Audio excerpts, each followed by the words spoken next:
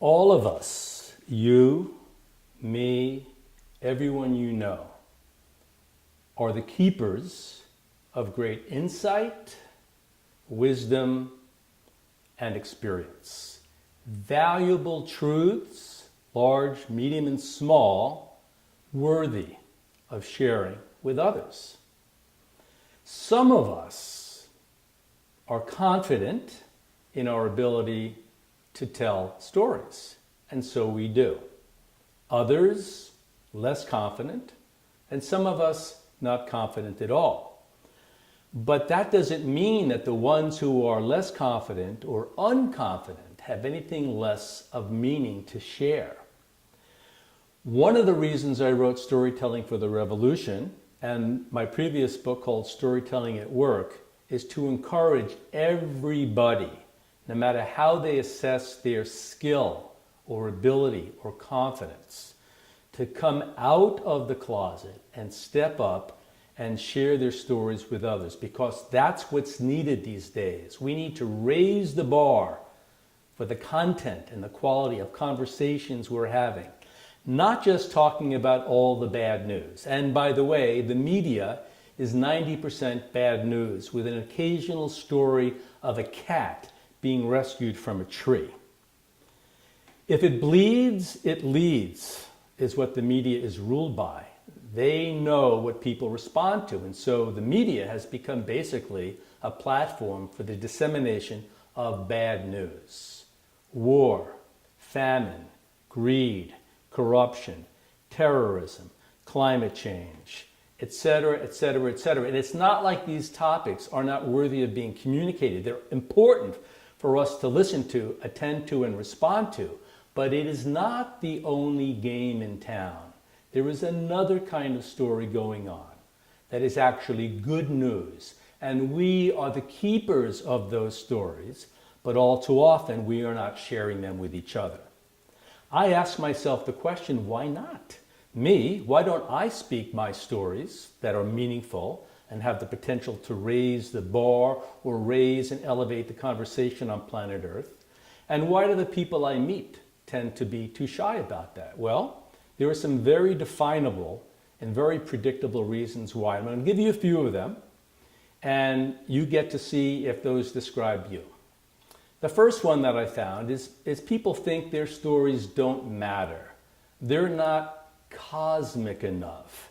They're not groundbreaking enough. They're not worthy of a Hollywood movie. They're too small and mundane and average. So they go silent. But actually, small moments, small encounters, little blips of light matter. Your stories do not have to be earth-shaking to tell. So the first reason why stories aren't told is people too much pressure on themselves to be a genius or a great orator or some kind of enlightened being, that only those people are worthy of telling stories. Not true. All of us are. The second reason why we tend to withhold or not share our stories is we assume that people are not going to be interested. Maybe we are not skillful at attracting attention, or maybe historically people haven't paid attention to our stories. So it becomes a self-fulfilling prophecy, and we withhold our stories because we assume no one cares. Not true. The question is how to get people to care, and I write more about that in Storytelling for the Revolution. A third reason, and maybe the biggest reason why stories aren't shared all that much, is that people get extremely self-conscious when they have a moment, a public moment in which they are going to speak. Researchers have discovered that the biggest fear that rules human beings is the fear of public speaking. It is a bigger fear than the fear of death. People, in fact, would rather be in their own coffin than have to give the eulogy. Somehow, we get uptight, we get butterflies, we get dry mouth, we think people are going to mock and ridicule us, they're going to judge us. And so, who wants to have that experience of being the object of people's derision or judgment, so we don't speak. But when we don't speak, we protect ourselves, yes, from our imagination of other people's judgment, but we also preclude all the people in our lives, strangers, friends, family, clients, customers, from getting the value of what it is we have to share. So, many reasons why not speak your stories, but also many reasons too.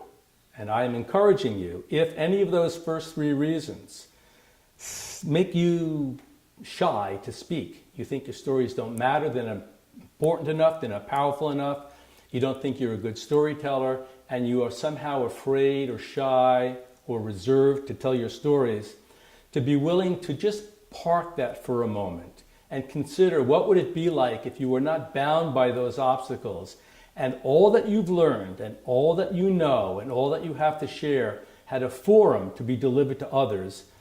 That is a reason why I wrote the book, and it is one reason for you to consider reading the book, because it will help you go beyond those obstacles and make it easier and more safe for you to come out of your box and speak your truth.